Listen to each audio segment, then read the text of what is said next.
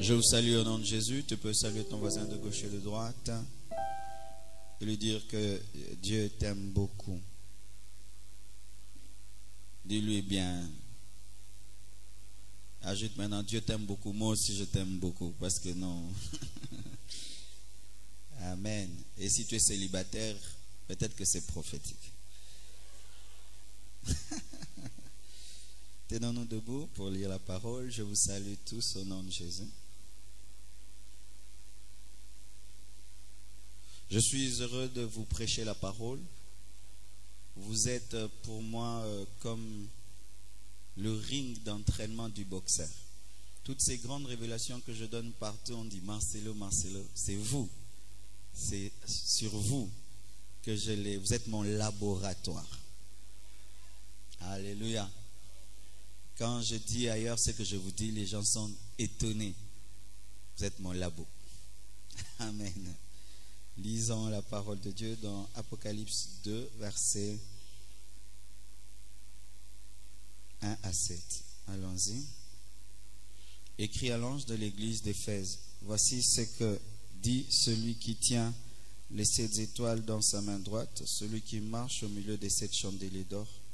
Je connais tes œuvres, ton travail et ta persévérance. Je sais que tu ne peux supporter les méchants, que tu as éprouvé ceux qui se disent apôtres et qui ne le sont pas, et que tu les as trouvés menteurs, que tu as de la persévérance, que tu as souffert à cause de mon nom, et que tu ne t'es point lassé. Mais ce que j'ai contre toi, c'est que tu as abandonné ton premier amour. Souviens-toi donc d'où tu es tombé, répands-toi et pratique tes premières œuvres, sinon je viendrai à toi et j'ôterai ton chandelier de sa place, à moins que tu ne te répandes.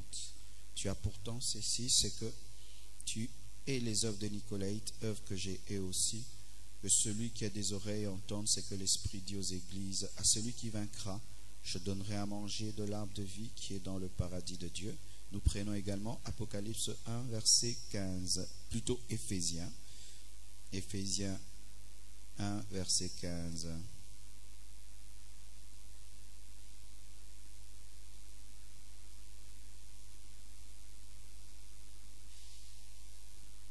Il s'agit de l'église d'Éphèse. C'est pourquoi moi aussi, Paul, ayant entendu parler de votre foi au Seigneur Jésus et de votre charité pour tous les saints, je ne cesse de rendre grâce pour vous, faisant mention de vous dans mes prières.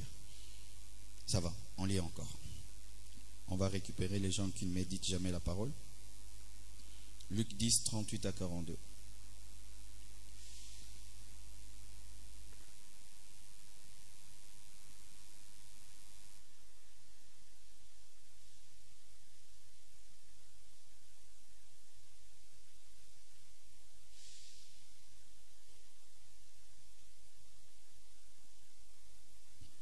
Comme Jésus était en chemin avec ses disciples, il entra dans un village et une femme nommée Marthe le reçut dans sa maison.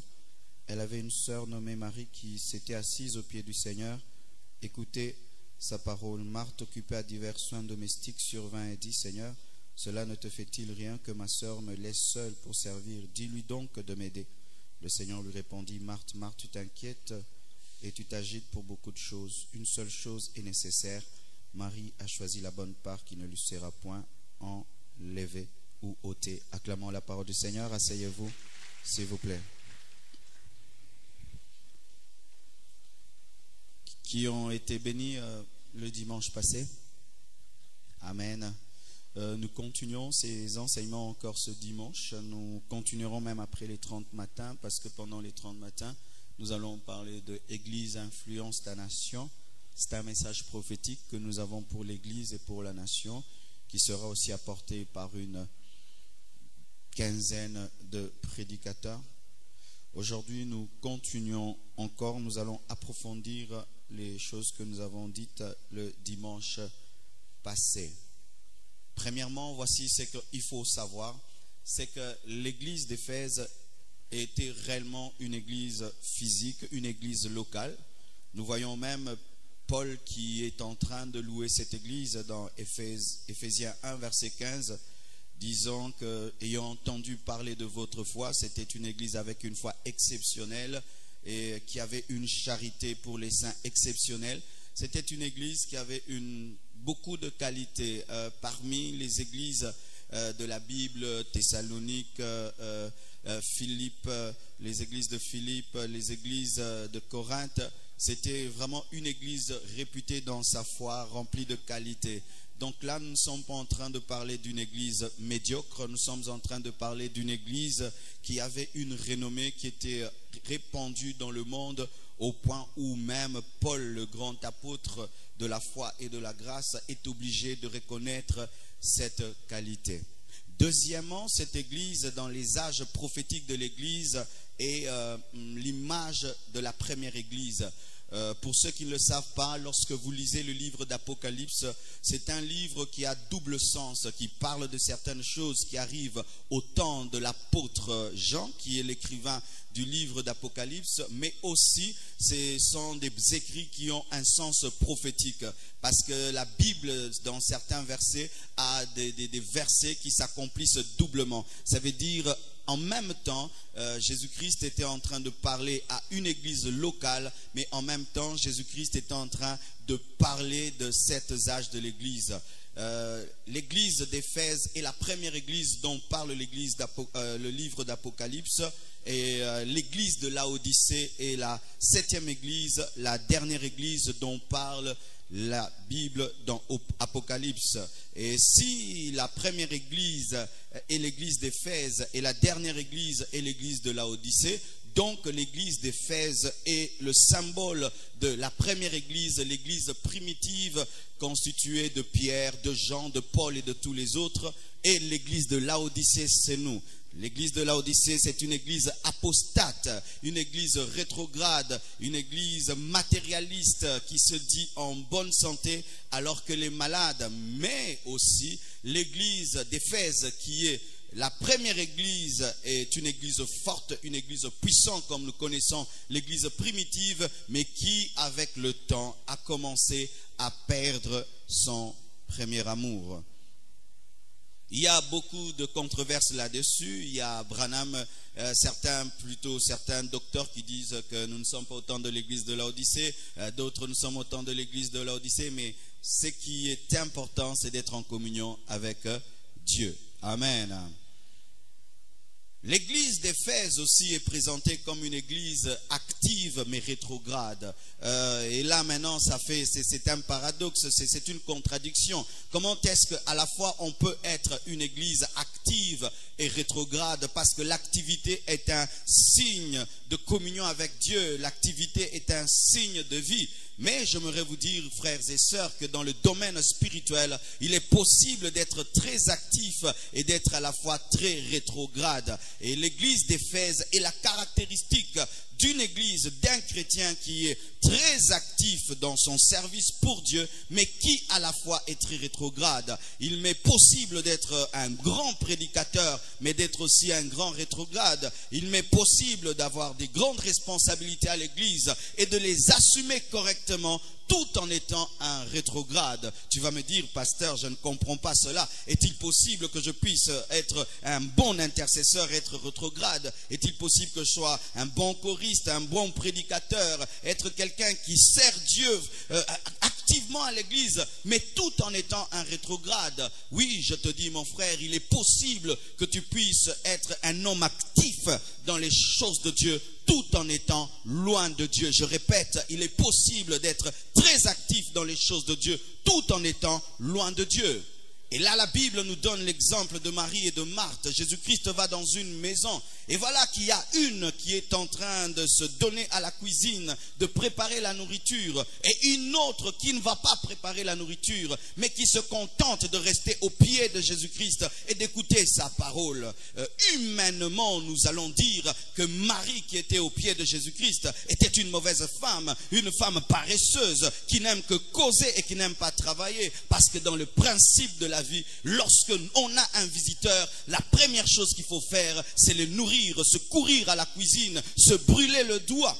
Et lorsque Marthe, qui est la grande sœur, reproche Marie et même Jésus-Christ, lui disant, mais tu ne t'inquiètes pas que je puisse travailler seul et que Marie puisse me laisser travailler seul. Écoutez cette réponse bizarre de Jésus-Christ. Il lui dit, Marthe, Marthe, 2 fois tu t'inquiètes pour beaucoup de choses. Marie a choisi la bonne part qui ne lui sera jamais enlevée. Bien-aimé, cela enseigne ceci, que ce qui est important pour Dieu, ce n'est pas d'abord ce que tu fais pour lui, mais ce que tu fais en sa présence. Parce qu'il est possible de faire beaucoup de choses pour Dieu, loin de Dieu, mais ce qui est important, c'est ce que tu fais dans sa présence. Être là dans sa présence. Le plus important pour Dieu dans ta vie, ce n'est pas d'abord le service que tu vas lui rendre, mais d'abord la manière de l'adorer, la manière d'être en communion avec lui. Car il est possible, frère, de servir Dieu tout en étant déconnecté de Dieu. Il est possible de prêcher tout en étant déconnecté de Dieu. Il est possible de chanter tout en étant déconnecté de Dieu. Il est possible de donner beaucoup faire. Elle a voulu d'abord être dans sa présence. Celui qui est dans la présence fait bien les choses parce qu'il est la révélation du cœur de Dieu. Mais quand tu n'es pas dans la présence de Dieu et tu te précipites à faire beaucoup de choses pour Dieu, tu feras des choses dont il n'a pas besoin. Cherche d'abord à connaître celui que tu veux servir avant d'aller le servir. Recherche d'abord l'intimité, la communion avec Dieu au lieu de te précipiter à le servir. Je me souviens, lorsque j'étais un célibataire, il y avait une fille qui désirait que je puisse l'épouser.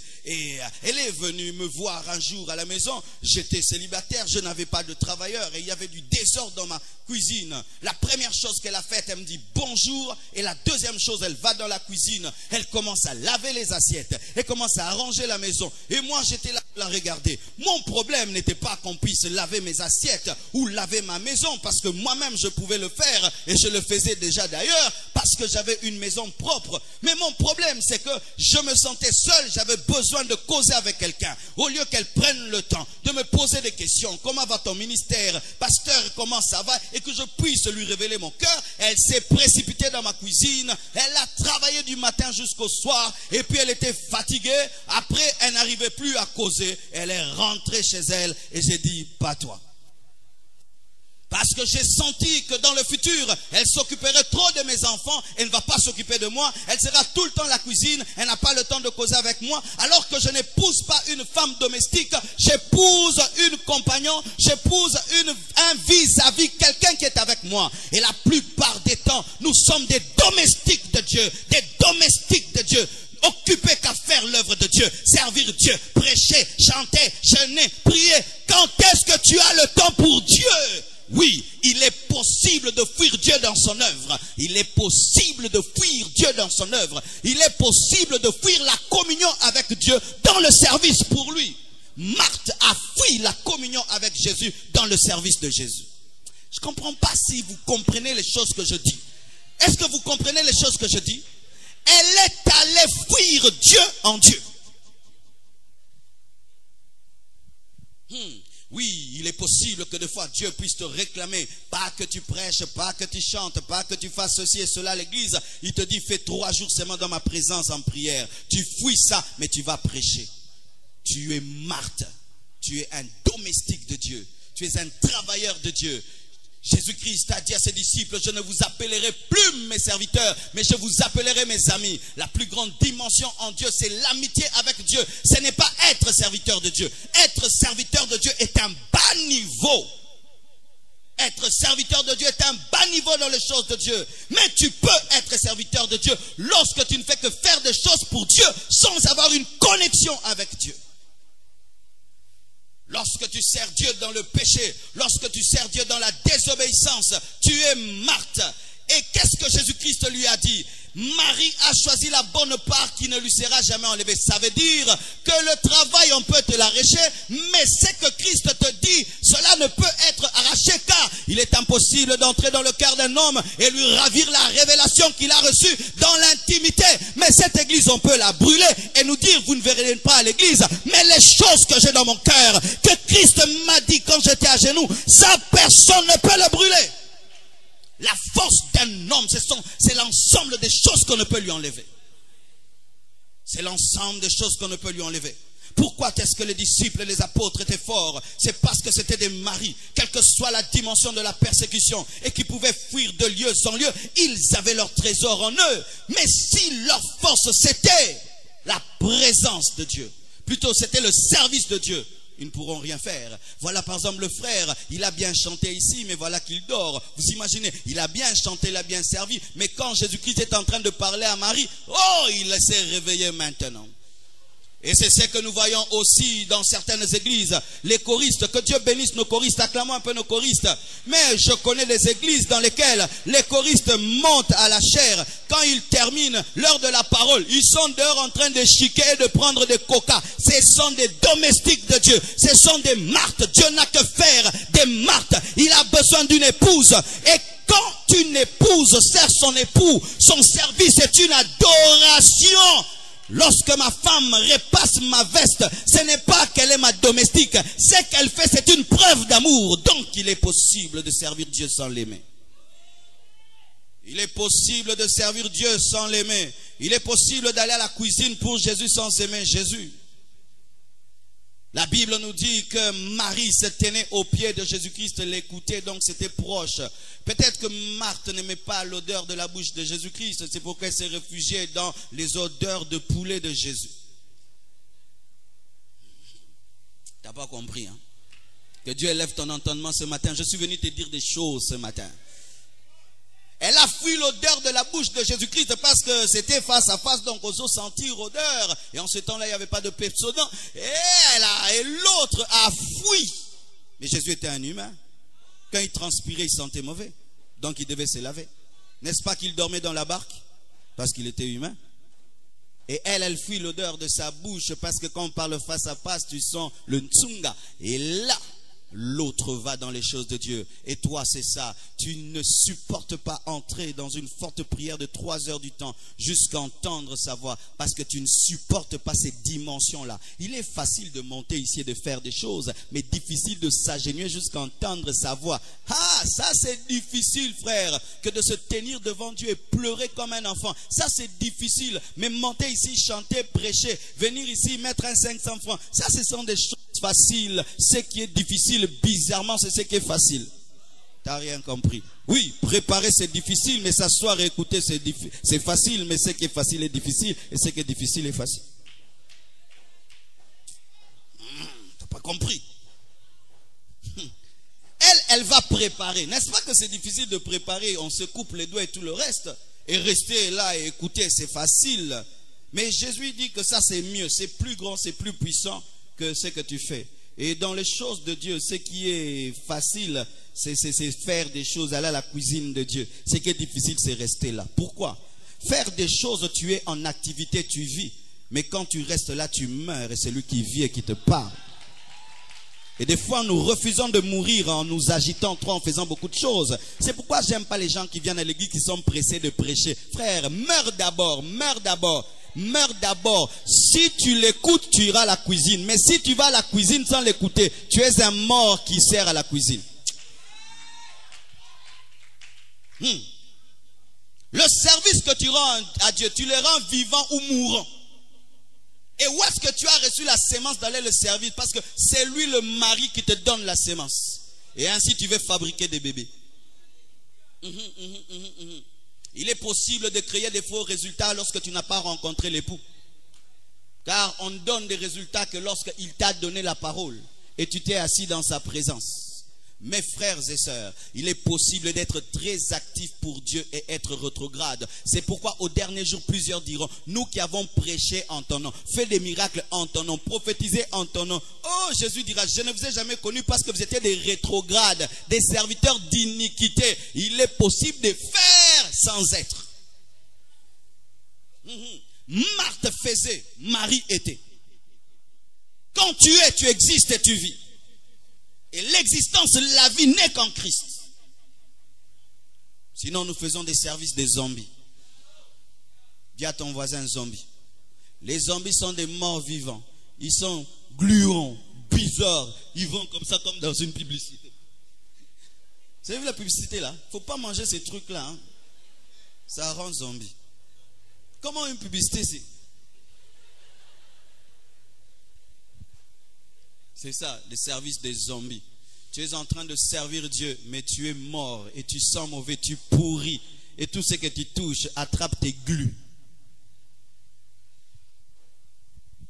Marthe, tu t'inquiètes pour beaucoup de choses. Et ce qui est vrai, c'est ça. Souvent, nous nous inquiétons de beaucoup de choses. Mais j'ai appris une chose, que lorsque je me connecte à Jésus, je sers Dieu facilement. Parce que là, ce n'est plus moi qui sers, c'est lui qui sert en moi. Je ne force pas les choses, mais je sens sa présence. Je sens son onction. Je sens que là, je suis qu'un micro et c'est lui qui parle en moi. Mais lorsque je veux faire les choses par moi-même, je veux me soucier, m'inquiéter. Frère, l'un des signes que tu sers Dieu dans la chair, c'est parce que tu as trop de soucis. Les soucis que tu as dans ton service pour Dieu n'est qu'un signe. Tu sers Dieu dans la chair. Tu t'inquiètes pour beaucoup de choses. Les soucis que tu te donnes, est-ce que Dieu te les a donnés? Les soucis que tu te donnes, est-ce que Dieu les a? Tous ces soucis que tu as là, est-ce que Dieu les a? Marthe, tu t'inquiètes pour beaucoup de choses. Occupe-toi d'une seule chose, ma présence. Et si tu es dans ma présence, comme j'ai pu changer Moïse en un berger, en prophète, je changerai ta vie. Tu ne peux aller représenter que celui que tu as rencontré. Car si tu ne l'as pas rencontré, que diras-tu de lui? Quand on te posera la question, qui t'a envoyé, tu diras quoi? Tu diras le bâton, tu diras le buisson. Pour dire je suis m'a envoyé, il faut rencontrer je suis. Mes frères et sœurs, ne te précipite pas à faire des choses pour Dieu sans Dieu et sans rencontrer Dieu. Tu feras tes choses à toi et tu vas te brûler les doigts pour rien et on ne te dira pas merci.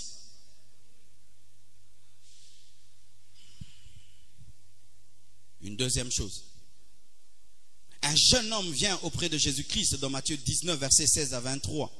Et il dit, Jésus-Christ, quel est le plus grand commandement? Et qu'est-ce qu'il faut pour hériter le royaume des cieux? Jésus lui dit, obéis à tous les commandements. Et il dit, oui, j'ai obéi à tous les commandements, tous les premiers jusqu'au dernier. Ah, Jésus lui dit, tu n'es pas loin du royaume. Voici la dernière chose que tu dois faire. Pour entrer dans le royaume, vends tous tes biens et donne-les aux pauvres à bloca. L'adultère, je n'ai jamais fait. Mensonge, je ne fais jamais. Convoiter, je n'ai jamais fait. Oh, tu n'es pas loin. N'est pas loin est le signe que tu es proche, mais tu n'es pas dedans. Jésus ne lui a pas dit tu es dans le royaume, ni tu es loin du royaume, ou tu n'es pas loin.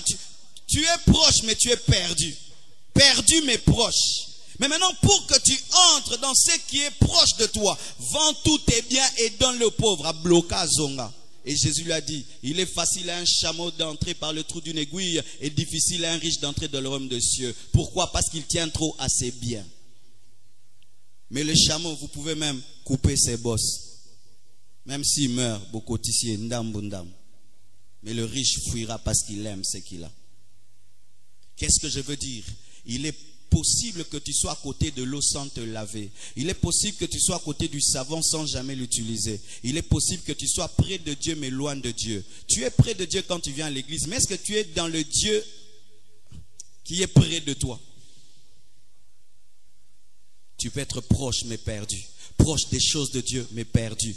À côté des choses de Dieu mais perdu. Tu maîtrises la doctrine mais tu es perdu. Il maîtrisait la doctrine, les commandements, il les maîtrisait. Mais il manquait une chose, il était cupide. Il aimait les biens de ce monde plus que Dieu. Tu peux être proche mais perdu. C'est ça l'église d'Éphèse. C'était une église activiste mais rétrograde. Tu peux continuer à faire des choses pour Dieu mais tu es perdu dans ces choses.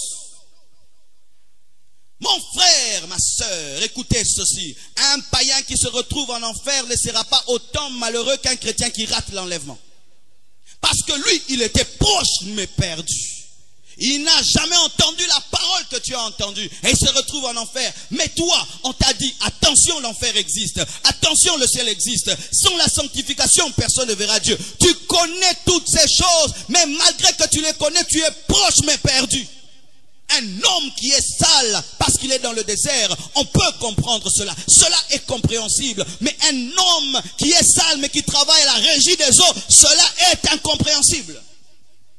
Nous nous retrouvons comme des tailleurs qui font des belles vestes et qui ne les portent pas. Nous nous retrouvons comme des receveurs qui font entrer les autres et qui se mouillent sous la pluie. Nous nous retrouvons souvent comme des gens qui travaillent dans un restaurant, qui servent une bonne nourriture mais qui ne la mangent pas. Et nous nous retrouvons souvent comme des hommes qui sont proches de Dieu mais sans être en Dieu.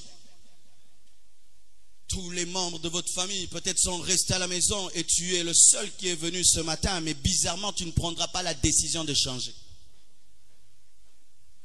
Proche mais perdu. Tous restent à la maison et personne ne vient ici. Mais toi tu dis je vais à l'église. Et tu viens à l'église et tu entends la parole, mais aucune décision. Proche mais perdu. Tous tes amis du boulot refusent de prier. Mais toi quand même ce dimanche tu es venu. Et tu entends la parole. Mais malgré que tu entends, tu refuses de prier. Ce jeune homme riche s'est approché de la vie. Mais il a refusé de croquer la vie. Il avait Jésus là. Jésus là. Jésus lui donne le temps. Il pose une question et Jésus répond. Et il parle encore et Jésus répond. Mais malgré cette opportunité qu'il a reçue, il rate la vie. Proche, mais perdu. Perdu dans la maison du Père. C'est pourquoi lorsque je parle de la parabole ou de l'histoire de deux fils prodigues, parce que moi j'appelle ça pas l'histoire du fils prodigue, j'appelle ça l'histoire des deux fils prodigues dans Luc 15 versets 11 à 32. Pour moi ce n'est pas l'histoire d'un fils prodigue, moi c'est l'histoire de deux fils prodigues et je vais te le démontrer. On nous a toujours prêché ce passage comme s'il y avait un père avec un fils qui était bon et puis le cadet était un bandit. Il prend les biens de son père et puis il s'en va très loin. Il dilapide les biens de son père, il offre tout aux prostituées. Il se retrouve en train de manger avec des cochons et là il a un sursaut, un réveil et il prend la décision de rentrer dans la maison de son père disant même je suis indigne d'être appelé l'un de tes serviteurs. Et souvent nous zoomons, nous nous focalisons sur le fils prodigue. Nous prêchons souvent sur le fils prodigue qui a quitté la maison du Père et qui est revenu. Mais nous oublions souvent l'autre fils prodigue mais qui est resté à la maison. Tu vas me dire, pasteur, tu mens ce matin. Quand tu lis Luc 15, 11 à 32, voici ce que ce fils aîné dit. Même s'il est resté dans la maison, même s'il est resté dans la maison, dis à ton voisin, même s'il est resté dans la maison. Lorsque son petit frère rentre et qu'il entend qu'il y a une fête, il pose la question au serviteur. Il ne pose pas la question au père, mais il pose la question au serviteur parce qu'il était l'ami des serviteurs. Il était comme Marthe, un serviteur, occupé qu'à servir, ami des serviteurs au lieu d'être l'ami de son père. Comme toi, tu es devenu l'ami des pasteurs mais tu n'es pas l'ami de Dieu. Oui, pire pastatel, 40 numéros pastoraux et 50 numéros prophétiques et 70 numéros évangéliques, mais aucune révélation personnelle de Dieu. Ami des serviteurs, tout ce que tu connais, c'est ce que les serviteurs te disent. Il ne connaissait pas par lui-même le programme du Père, il a connu le programme du Père par les serviteurs du Père. Si moi aujourd'hui Dieu me dit quitte cette nation, va commencer une église au Burundi et je vous dis oh lélé, tu vivras ou tu mourras. Celui qui vit par le serviteur mourra quand le serviteur se déplacera, mais celui qui vit par le Père vivra en tout lieu. D'où te viennent tes révélations? Seulement quand je prêche dimanche ou dans ta communion du lundi au dimanche. Moi, quand j'étais fidèle, je grandissais moi-même et mon pasteur me donnait des confirmations. Qu'il me prêche ou pas, je grandissais. Je lisais des livres, je faisais des recherches. Et il est parti aux États-Unis avant même que je ne commence l'église. Je suis là jusqu'aujourd'hui. Je n'ai pas fait un deuil sur son départ. D'ailleurs, son départ a été un avantage, comme le départ de Jésus, pour que les disciples reçoivent le Saint-Esprit. Pourquoi encore je dis que ce serviteur, ce fils aîné était un rétrograde perdu dans la maison de son père? C'est parce que jamais il ne s'est appelé fils. Il a toujours appelé l'autre ton fils, ton fils, s'il s'était comporté comme le fils, l'a dit mon frère. Lisez. Il a dit ton fils est revenu. Hein? Et toi tu es qui? Serviteur. Il ne s'est jamais comporté comme le fils du Père. Il s'est toujours comporté comme le serviteur du Père. Et lorsqu'il parle de son propre frère, au lieu de dire lorsque mon frère est revenu, il dit lorsque ton fils est revenu. Une troisième chose qui le prouve, il dit, je t'ai servi toute ma vie, tu ne m'as rien donné. Il n'a pas dit, j'ai été ton fils toute ma vie et tu ne m'as rien donné. Il a présenté ce qu'il fait pour le Père au lieu de présenter son alliance avec le Père.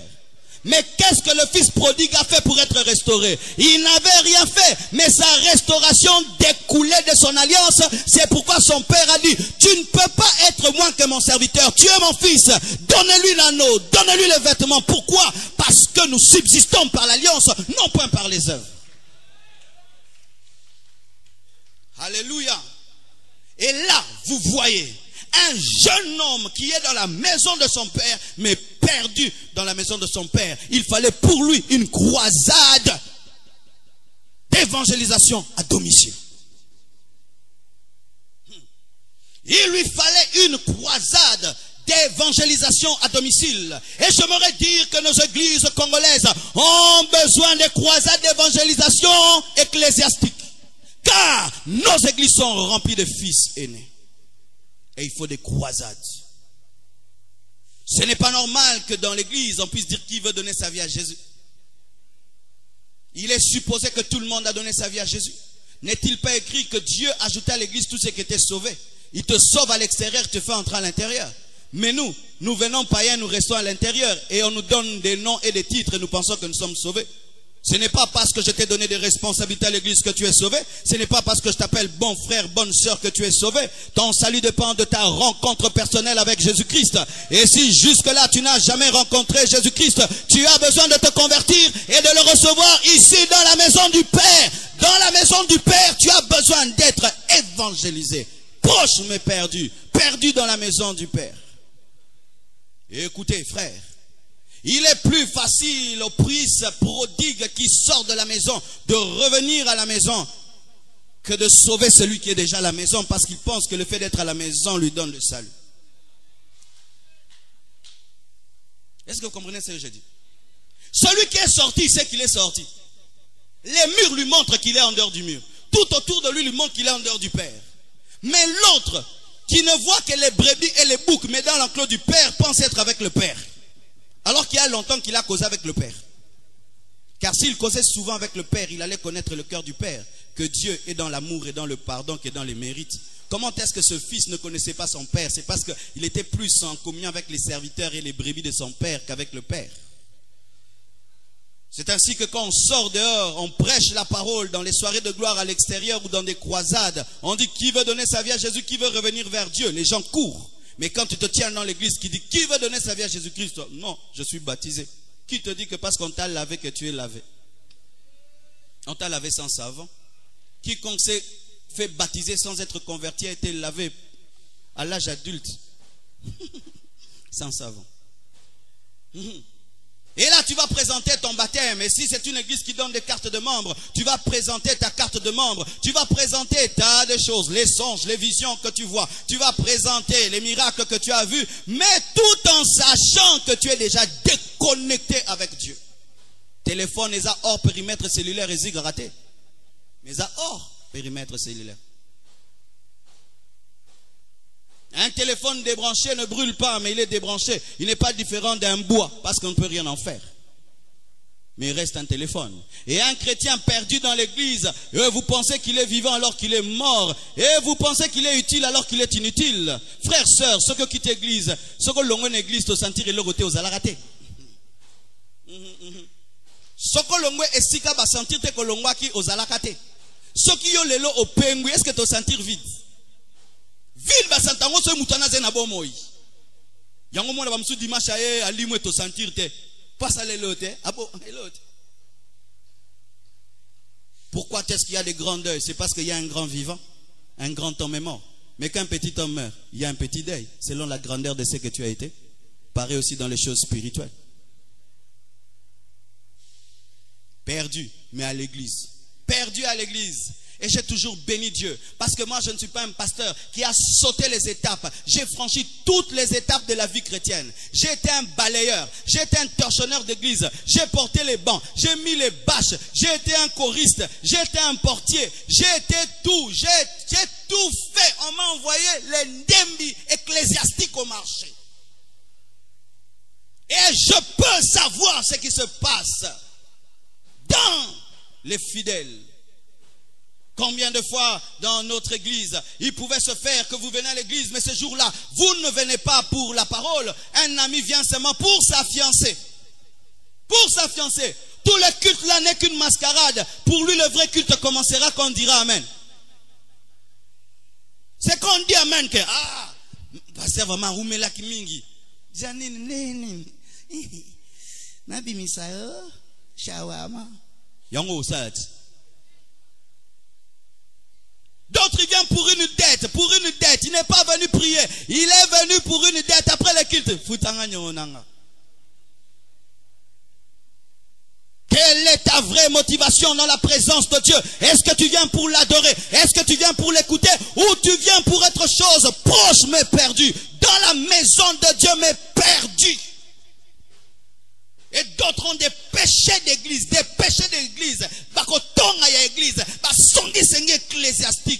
la sorcellerie pentecôtiste, la sorcellerie des gens qui parlent en langue et qui prophétisent.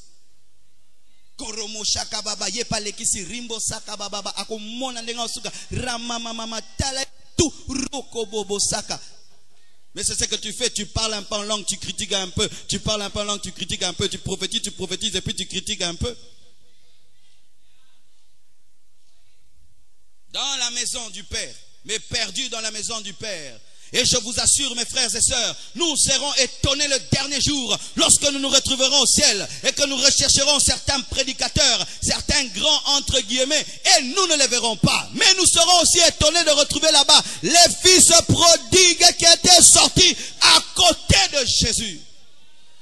La puissance d'une vie, c'est la capacité de reconnaître ses erreurs et de se repentir. Lorsque tu atteins la dimension de croire que tu es parfait et pendant que je prêche, tu penses que je prêche à ton voisin alors que je te prêche à toi. Ici, je ne prêche pas à quelqu'un d'autre, je te prêche à toi. Car la plupart des temps, nous nous asseyons sur des chaises de perfection pour écouter la parole. Nous allons écouter la parole. Allez. Alors, basuni ni pona ba tona batika tika nzambe. Mikolo bote abatu batika tika nzambe. Yondo kangama nzambe. Pasteur Lelo Penza, Teiba rétrograde. Tu es déjà rétrograde quand tu dis que les autres sont rétrogrades. Parole à Lopenza. Soki Janine Azalaki mabongol mtema. Ah, na regretté. Obi ketang bote na olukayo. Oh, pasteur à lobby. Moi, n'emballa la penza. Nzamba lobby la kaye. Pona batu mususu jamais pona yo. Dis à ton voisin, on te prêche à toi. Dis à ton voisin, on te prêche à toi. Je n'ai pas besoin de journalistes spirituels qui commentent mes prédications. J'ai besoin des enfants qui mettent en pratique la parole de Dieu. Je n'ai pas besoin des journalistes qui commentent la parole. C'était terrible, c'était grave, tu as vibré. Oh bien-aimé, commenter les vibrations ne change pas parce qu'il n'y a pas un ciel de vibration. Il n'y a qu'un ciel de conversion. Il n'y a qu'un ciel de conversion. Il n'y a pas un ciel de journalistes spirituels. Il n'y a que le ciel des hommes qui entendent la parole et qui se répandent et qui disent « J'ai péché ». Quel était le péché du fils aîné? Ce n'était pas l'impudicité. Lui n'a jamais commis l'impudicité. Comme toi, tu n'as jamais commis l'impudicité. Son péché, c'est qu'il ne prenait pas la présence de son père au sérieux. Il aimait plus autre chose que son père. Et c'est un grand péché. Vous savez, les gens, entre guillemets, saints, sont souvent des grands pécheurs. Celui qui ne fume pas, il ne s'enivre pas, il ne trompe pas sa femme, il ne trompe pas son mari, il n'est pas dans l'occultisme, il n'est pas dans la magie. Ils ont des péchés qu'ils abandonnent difficilement. Parce qu'ils trouvent que tous les commandements, j'ai accompli. Mais souvent, il y a un petit défaut quelque part. Et comme il a déjà des grandes qualités, il refuse d'arranger. N'est-ce pas que des fois, quand tu t'habilles, tout est propre, et puis il y a une petite tache ici. Et puis on te dit, il y a une tache, je dis, ah, nazabia ba omona te yango salaka te siko kanisa ke nzamba za mutu omona te. Si j'ai une tâche derrière le dos, nakyo signoté à bino rien qu'une stratégie marambo baluka boezate tino si ça matin boye bata. Mais si tout est sale, je ne vais pas monter. Mais comme le devant est propre, je peux monter. Tes qualités peuvent être tes ennemis lorsque tes qualités t'empêchent de détruire tes défauts. Je répète, tes qualités peuvent devenir tes ennemis si tes qualités t'empêchent de détruire tes défauts. Alléluia. Écoutez ceci. J'aime la Bible parce que rien n'est écrit au hasard. Et lorsque vous lisez Apocalypse, vous verrez que avant qu'on puisse parler à l'église d'Éphèse, on présente celui qui va parler. Alléluia. On présente celui qui va parler. Je suis celui qui marche au milieu de 7 chandeliers. Alléluia. On présente d'abord celui qui va parler à l'ange de l'église d'Éphèse. On le présente comme celui qui marche au milieu des 7 chandeliers. Dis à ton voisin, celui qui marche au milieu des 7 chandeliers. Tu sais, un procès est déterminé par le juge qui te juge. Samy d'ailleurs est là, n'est-ce pas? Si un juge est favorable, ça peut te sauver. S'il est défavorable, ça peut te sauver. S'il est impartial, ça peut te tuer ou te sauver. Tout dépend de qui tu es. Et avant de montrer celui qui juge, on le présente d'abord comme celui qui marche au milieu de 7 chandeliers. Pour dire ceci. Ce n'est pas n'importe qui va te juger, mais c'est celui qui marche avec toi. Celui qui te jugera n'est pas loin. Il est près de toi. Quand chaque fois nous chantons Emmanuel, dire Emmanuel n'est pas que bénéfique. C'est aussi le jugement. Pourquoi? C'est lui qui est avec moi quand je mens. Il n'est pas seulement celui qui est avec toi quand tu adores. Il n'est pas seulement celui qui est avec toi quand tu prêches. Il est aussi celui qui est avec toi quand tu commets l'impudicité. Mutu moko ta kofunda yo ye moko déjà si akanga yo.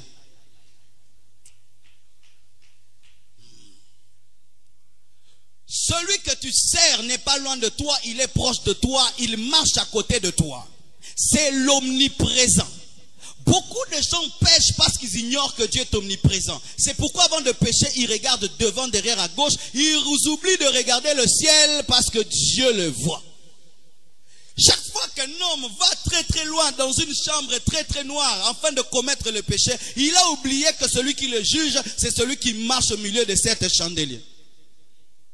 Celui qui te juge marche avec toi. C'est Emmanuel, le Dieu présent. Les ténèbres ne sont pas ténèbres devant lui et il n'y a pas un bunker dans lequel il ne peut entrer et en lui il n'y a aucun mystère. Donc tu te caches en vain, tu es hypocrite en vain. Tu te caches en vain, tu es hypocrite en vain. Tu te caches en vain, tu es hypocrite en vain. Tu te caches en vain, tu es hypocrite en vain. C'est que le prophète ne peut le révéler, lui le connaît déjà. Parce que souvent nous dépendons des prophéties pour changer, alors que les prophètes prophétisent en partie et connaissent en partie, mais Dieu connaît tout.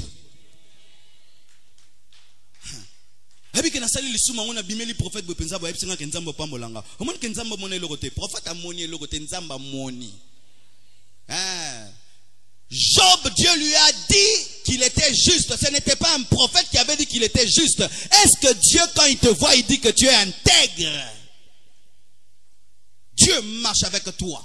Il va avec toi à l'université quand tu triches. Il va avec toi au boulot quand tu corromps. Il va avec toi dans ta maison quand tu manques du respect à ton mari. Il va avec toi dans ta maison quand tu bats ta femme. Il va avec toi. Il est là. Quand tu fais tout ce que tu fais, il est là.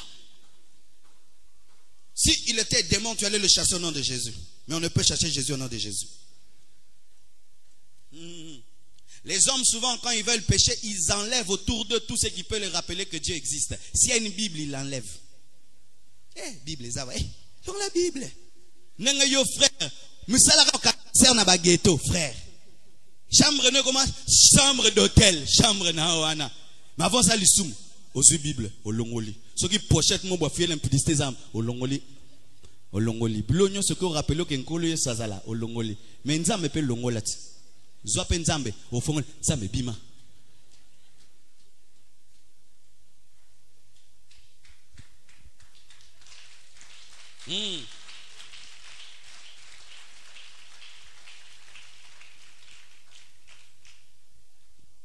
Il n'est pas seulement celui qui marche, il est aussi celui qui connaît tes œuvres. La Bible dit, je connais tes œuvres. Alléluia. C'est l'omniscient. Il n'est pas seulement omniprésent, il est aussi omniscient. S'il était omniprésent sans être omniscient, il ne connaîtrait pas les pensées. Et il ne jugerait que ce qui se voit sans juger ce qui ne se voit pas. Aïe, aïe, aïe. Acclame-moi un peu Jésus. Azan Zambe Oyo. Asambisaka po azabisika nyoso, mais asambisaka pe po ayebi nyoso. Po soko zabisika nyoso, eza na biloko pe koyeba te biloko akati. Po no kyoza la boye, non c'est loko moko te mena mutema na ofingo. C'est pourquoi il est à la fois celui qui marche et celui qui connaît. Il connaît tes motivations. Il connaît ce que tu penses. Il connaît tes pensées. Il connaît le vrai toi en toi. Je connais tes œuvres. Ça veut dire, Dieu te dit, ne sois pas hypocrite. Ne te cache pas en vain. Je te retrouverai. N'est-ce pas qu'Adam et Ève se sont cachés derrière l'arbre, mais c'était l'arbre que Dieu avait fait. Il a signalé, bazar. Tu vas te cacher derrière l'arbre qui adore Dieu. Il va te dire, bazar. Où est-ce que tu vas te cacher? Même ton âme, c'est Dieu qui l'a créé. Ton âme va t'accuser. Ton esprit va t'accuser. Ton corps va t'accuser. Où est-ce que tu te cacheras devant Dieu? Même ton corps au dernier jour t'accusera pour toutes les impudicités que tu lui as fait faire. Car il dit, celui qui commet l'impudicité pêche contre son propre corps. C'est-à-dire, nous autres pensons bandioloba. Asal sangaboy, asal sangaboy, asal sangaboy. Église a même arangate. Asal sangaraboy mutoyo. Ponanini, nazalaki nous autres, nazatan nous autres Abraham. Te, okeko kabela ngaka jango.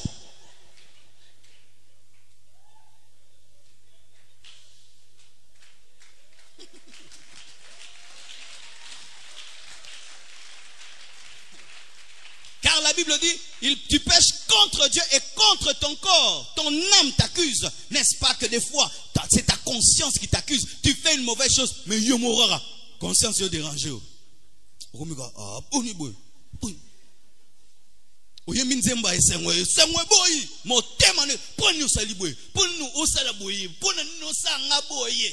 En soi, ton âme t'accuse, te condamne. Et la Bible dit que si ton âme, petit qu'elle est, peut t'accuser et te condamner, à quoi plus forte raison Dieu qui est plus grand que ton cœur?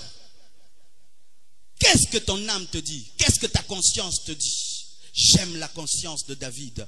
Il a seulement osé toucher le pan de la robe de Saoul. Il a commencé à trembler.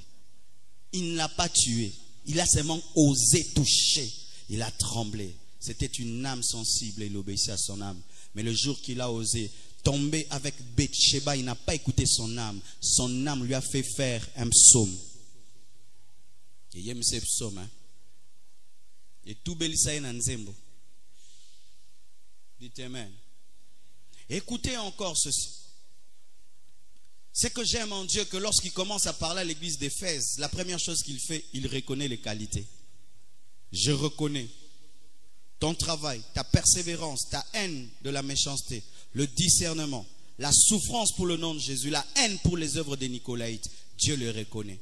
Nous ne servons pas un Dieu perfectionniste à l'extrême qui ne voit que le mal et ne reconnaît jamais le bien. Dieu n'est pas ce genre de personne qui ne voit jamais le bien, mais qui ne voit que le mal. Qui dit seulement, c'est mauvais, ce n'est pas bien, c'est mauvais, ce n'est pas bien. C'est un Dieu qui te félicite et qui t'encourage. Quand tu fais le bien, Dieu reconnaît que tu fais le bien. Alléluia. Nous n'avons pas un Dieu qui n'est jamais satisfait, qui n'est jamais content. Il aime ta manière de prier. Il aime ta manière de le servir. Il aime ta manière de le craindre. Il aime ta persévérance. Ça fait des années que tu es chrétien, tu ne l'as pas abandonné. Dieu reconnaît cela. Nous servons un Dieu qui reconnaît aussi les qualités des autres. Et nous devons être comme lui. Ne pas être seulement des gens qui ne voient dans les autres que des erreurs, mais qui reconnaissent aussi les qualités des autres. Je connais tes œuvres, je connais ta persévérance, je connais ta haine pour le péché. Mais écoutez, ce n'est pas parce que Dieu reconnaît tes qualités que tu dois rester dans tes erreurs. Ce n'est pas parce que tu apprécies ma veste que tu as le droit d'insulter mes chaussures. J'explique. Ma soeur, tu es bien coiffée, mais ta robe là, ça fait quoi? Ça détruit directement le compliment. Tu me donnes un bon foufou, mais tu me donnes la viande pourrie. Est-ce que je vais manger? C'est ce que nous faisons. Comme j'ai des qualités, je peux avoir des défauts. Vous verrez quelqu'un, il donne beaucoup d'argent à l'église, mais il pense que le fait de donner l'argent beaucoup à l'église est une permission pour ne pas avoir une vie de prière. C'est ainsi que vous remarquez que beaucoup de partenaires financiers dans les églises n'ont pas une forte spiritualité parce qu'ils pensent que Dieu mange leur argent. Moi, je suis déjà partenaire, hein? Je soutiens l'œuvre, je paye ce loyer. Oui, continue à le faire, vraiment que Dieu te bénisse. Sans ton aide, on ne serait pas ici. Mais sache aussi que Dieu mange aussi la prière. Je prêche. C'est le droit de ne pas donner l'offrande. Moi, je prêche, hein? Moi, je prêche.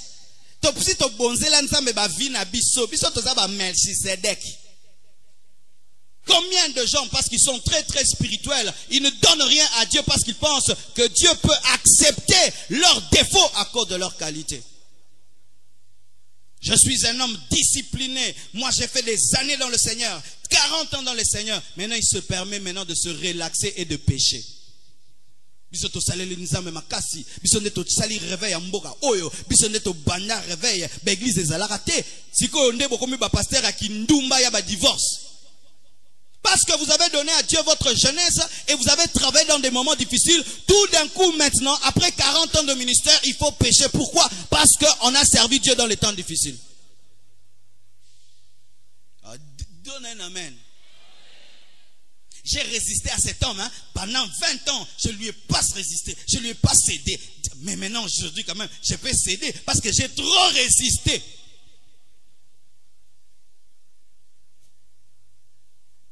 Même si tu es persévérant, même si tu as des qualités, Dieu verra aussi le reste que tu ne l'aimes plus comme avant. Ce n'est pas parce que, frère, tu as des qualités que tu as le droit de conserver des défauts. Et pourquoi est-ce que Dieu va rien que sur ce problème de premier amour et oublie toutes ses grandes qualités? C'est parce que l'amour est le moteur de la vie chrétienne. En soi, l'église d'Éphèse était morte. Elle était comme une belle voiture sans moteur. C'était comme un arbre sans racines. C'était comme un squelette sans muscles. C'était apparemment vivant, mais réellement mort. Des fois, ta vie chrétienne, avec toutes tes qualités, sans avoir de l'amour pour Dieu, peut ressembler à une voiture sans moteur. Une belle voiture alors, une belle voiture. Et beaucoup d'églises sont comme des voitures sans moteur. On chante, on danse, l'église est grande, l'église est belle, climatisation, moquette, des vitres. Mais les gens qui sont à l'intérieur n'aiment plus Dieu. Oui. Une église peut connaître une croissance matérielle, une croissance numérique, tout en perdant sa croissance spirituelle. N'avons-nous pas prié dans ces grandes églises, avec des clochers, avec des écoles et des universités? Pourquoi est-ce que nous avons quitté ces églises si organisées? Parce qu'elles avaient tout sauf l'essentiel. Elles ont des universités, elles ont des écoles, des hôpitaux, des pasteurs qui ont étudié la théologie, qui parlent comme des anges. Mais pourquoi est-ce que nous avons quitté ces églises? Parce que ces églises avaient tout sauf l'essentiel. Mais en quittant ces églises et en allant dans le réveil, nous sommes en train de refaire ces églises, mais autrement. Car cette même mort que nous avons fui là-bas nous a pourchassés dans le réveil. Après des années. Oui, tu peux être comme un chrétien catholique, mais dans l'église de réveil. Quand j'étais là-bas, je ne lisais jamais la Bible. Mais toi maintenant, tu es dans l'église de réveil, tu ne lis pas la Bible. Quelle est la différence? Quand j'étais là-bas, je n'avais pas de vie de prière. Tu es aussi dans l'église de réveil, tu n'as pas de vie de prière. Quelle est la différence? Quand j'étais à l'église de réveil, j'étais impudique. Je viens dans l'église de réveil, je suis toujours impudique. Quelle est la différence? Quand j'étais là-bas, j'étais menteur. Je suis toujours là, je suis menteur. Quelle est la différence? Quand j'étais là-bas, je m'en foutais de tout ce qui s'est passé à l'église. Je ne venais que dimanche. Et toi aussi, tu es dimanchard. Comme quand tu étais là-bas. Quelle est la différence? Tu es aussi dimanchard que quand tu étais au Catos. Quelle est la différence? Quelle est la différence entre quand tu étais là-bas et quand tu es ici? Quelle est la différence? Est-ce que tu as une meilleure vie, une meilleure spiritualité, une meilleure lecture de la parole? Est-ce que tu gagnes les âmes? Tu ne fais rien. Tu es comme quand tu étais là-bas. La seule différence, tu as changé d'adresse. Tu as changé d'adresse le dimanche. Tu as seulement changé d'adresse. Et là-bas, c'était quelqu'un qui parlait calmement. Qui vous prêchait. Mais il y a maintenant quelqu'un qui vibre. C'est la seule différence. Ta différence n'est qu'extérieure. Mais à l'intérieur, c'est la même personne. D'abord, on t'appelait Bakanja. Ici, on t'appelle Benjamin. Ah, Benjamin, excuse-moi. D'abord, on t'appelait Anouarite. Ici, on t'appelle Anne. Mais à part ça, il n'y a rien. Et tu penses que parce que tu es dans une église de réveil que tu seras sauvé. Ce n'est pas l'église qui sauve. C'est la communion avec Dieu qui sauve. Et il y a des gens qui sont là-bas qui seront sauvés. N'avons-nous pas vu ici au DNM quelqu'un d'eux qui a prêché plus que beaucoup ici? Parce qu'il y en a qui sont là-bas, qui ne prient pas Marie, qui ne prient pas les morts, qui adorent Jésus-Christ en vérité, en esprit. Il y en a, il y en a, il y en a. Mais il y a aussi au milieu de nous des gens qui sont des idolâtres, mais pas de Marie, mais de l'argent.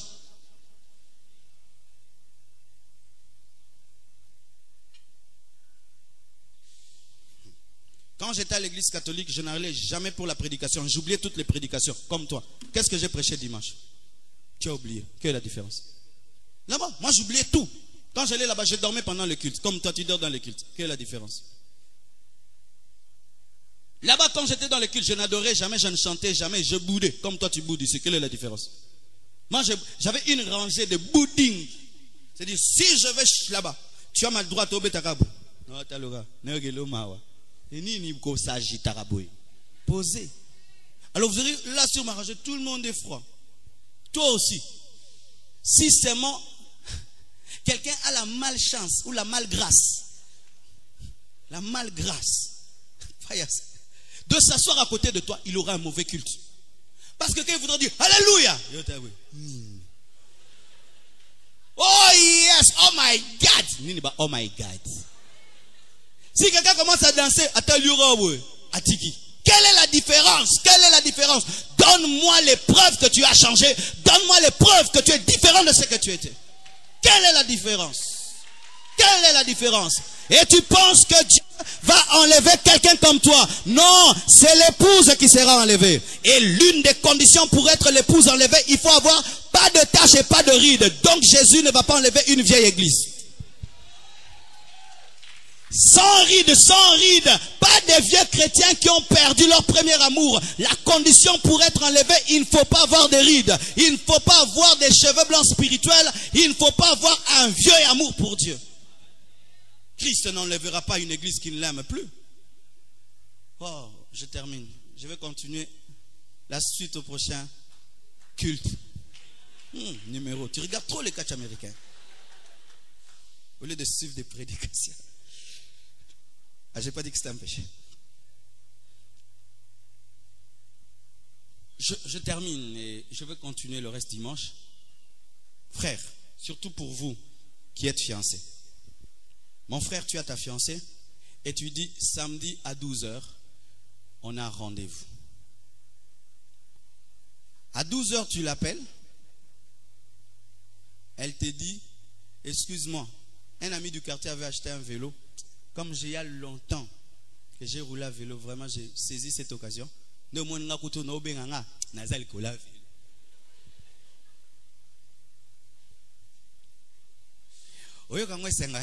Ah, gloire à Dieu. Vraiment, quelle grâce à vélo. Tu diras, ah bon? Donc le vélo est plus important que moi. Donc tu décommandes un rendez-vous pour un vélo. Tu ne m'aimes pas. Ah! Comment tu peux dire des choses comme ça? Je t'aime, tu es mon rocher, ma rose. Je n'ai pas besoin de ce que tu dis. J'ai besoin que tu sois là. C'est ça la preuve de l'amour, que tu sois là. Pareil aussi. Je ne le dis pas pour tout le monde. Mais quand tu te retrouves à la maison pendant qu'il y a culte, qu'est-ce que tu fais? Tu es à vélo. Tu es sur le vélo appelé télévision, en train de regarder Mirador. Tu es sur le vélo appelé causerie. Alors que Jésus t'attend mercredi à l'église, vendredi à l'église, dimanche. Qu'est-ce que tu fais mercredi de 17h à 20h? Tu fais quoi? Tu es sur le vélo appelé lit. Le vélo appelé lit. Pasteur, priez-les nga. Yaka ko mi priez-les yo moko 3 heures de prière intense. Mi priez-les. Oza monoko. Mi priez-les. Atana priez-les ou na ko lela bien tin. Yo ndoko mi lele la po yebi pasi wana bien. Pasi ya moninga ezola kanisa moninga na libongo. Tozo pesa na boyeme yo mu tozo sibir makambo le kakuna. Pasteur priez-les nga. Qui te prouve aussi que j'ai prié les ça? Aux choc. Qui te prouve que j'ai prié? Mais si tu pries pour toi-même, tu as la preuve que tu as prié. À 3 heures de prière, c'est sûr que le pasteur cite mon nom. Qui te prouve que j'ai cité ton nom? D'ailleurs, j'ai oublié.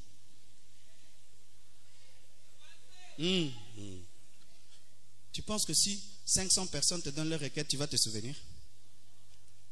Tu vas te souvenir de la fraîche requête. Parce que le cerveau fait toujours des mises à jour.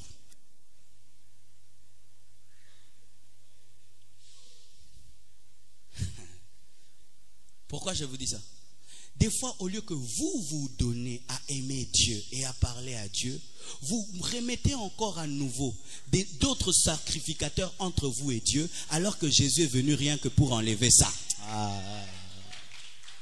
Jésus est venu pour qu'il n'y ait plus d'intermédiaire entre toi et lui. Mais toi, malgré que Christ est venu, tu veux que toujours le pasteur soit ton intermédiaire auprès du Père. J'aimerais vous me destituer ce matin. Je me destitue. Je me fais moi-même un coup d'état. Je ne suis pas votre intermédiaire auprès du Père, mais c'est Jésus-Christ qui est votre intermédiaire. Aujourd'hui, je viens me destituer. Je ne suis pas votre intercesseur auprès du Père, mais c'est Jésus qui est votre intercesseur. Et vous devez le chercher pour vous-même. Je vais te dire. Tu penses que si mon enfant tombe très gravement malade la nuit, je vais prier pour toi? Je ne vais pas prier pour toi. Tu penses que là, si mon épouse est gravement malade ce matin-là, et peut-être aussi je ne viendrai pas à l'église, ce sera à côté d'elle.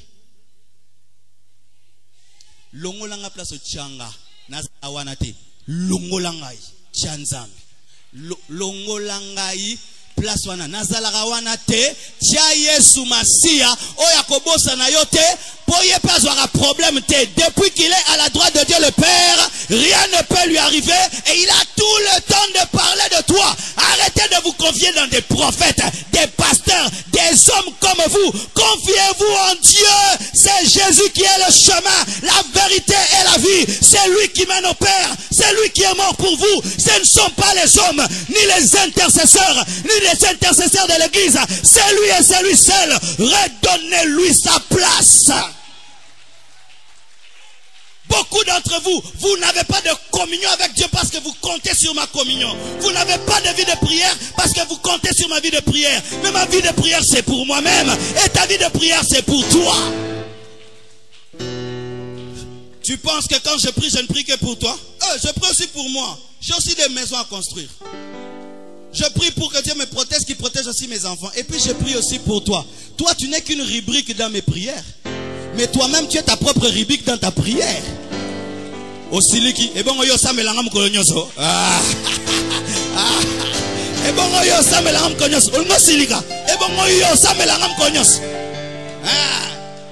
Oh, boni pasteur bolingo, et bon, yo sabolingo. Obandaka famille na yo mamnyo sepi homme de Dieu. Napena bandi famille na ngepi yo. Skopo yo zala yo, misambela yo moko. J'ai une prédication à donner et je sais qu'il y a une croisade. Je peux prier 1 heure du temps, 3 heures, 10 heures du temps. Je demanderai que l'onction, les miracles, les prodiges. Et Tobosana, bineur moro. Bakosote, pasteur monte à Kosayo, intercesseur monte à Kosayo. À Koso. Yo quand c'est bandio beten zetana a osambele la yo, a osambela bibone kita.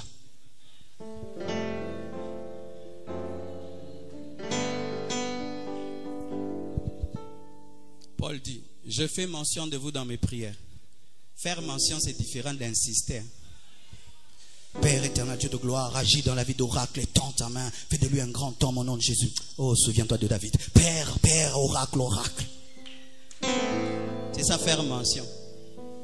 Père, que l'église Compassion grandisse, une grande église qui est l'onction, les miracles, les gens soient touchés, qu'aujourd'hui quand je prêchais, que l'onction agisse. Oh Dieu, aide Samy, aide Samy. Père, la croissance du ministère, que les soirées de gloire soient puissantes. Quand est-ce qu'on insiste? C'est quand l'Esprit de Dieu te dit d'insister et d'y mettre ton cœur. Mais ne pensez pas que c'est tout le temps. Mais avec Dieu, c'est tout le temps. Parce que si je dois citer chaque nom, d'ailleurs, je ne connais pas tous vos noms. Au besoin sous blessure. Pour but dans le longo langa plaswana, pesango nzambe. Le pasteur de la plus grande église au monde, le pasteur Yongisho. Tous les fidèles voulaient le voir pour qu'il traite leurs problèmes. Mais son église a atteint plus d'1 million de membres. Comment tu vas traiter les problèmes d'une église d'1 million de membres? Si tu viens seulement, pasteur, ceci ne va pas. Il te dit, j'ai acheté une montagne, j'ai construit des grottes. Va là-bas. Va là-bas. Et les gens ont plus de résultats que lorsque lui prie. Pourquoi? Parce que la gloire ne reviendra qu'à Dieu. Si pour tout ce que vous devez avoir, moi je dois prier, vous imposer les mains. Je suis devenu votre Dieu. Mais s'il y a des choses qui vous arrivent sans moi, ça va m'humilier. Et je veux savoir que Dieu est votre Dieu et que je ne suis pas Dieu à l'église. Avant qu'il y ait décentralisation du pouvoir, Moïse traitait tous les problèmes et tout le monde le voyait face à face. Mais quand Jéthro l'a vu et lui a dit de décentraliser le pouvoir, vous pensez que c'est tout le monde qui le voyait? Était-il devenu orgueilleux? Il ne traitait que les problèmes dits difficiles. Avant, quand l'église a commencé, mot de tête, je prie. Tout, je prie. Maintenant, c'est quoi? Tu viens, je t'envoie chez les intercesseurs. Mais si je trouve que c'est quelque chose de grave, là, je viens. Ce n'est pas l'orgueil. Mais ce qui est important dans ta vie, ce n'est pas ce qui est grave seulement, même des petites choses. N'est-ce pas que des fois des petites choses peuvent te déranger? Seigneur, Mikolo, no comprate nanda kuba moustique ezebele longo la moustique. Est-ce que requête bon que pesa ngango? Opta sero na ba moustique. Nga komi kilit. Mais nzamba ondima za kilit na yo alongelo ba moustique.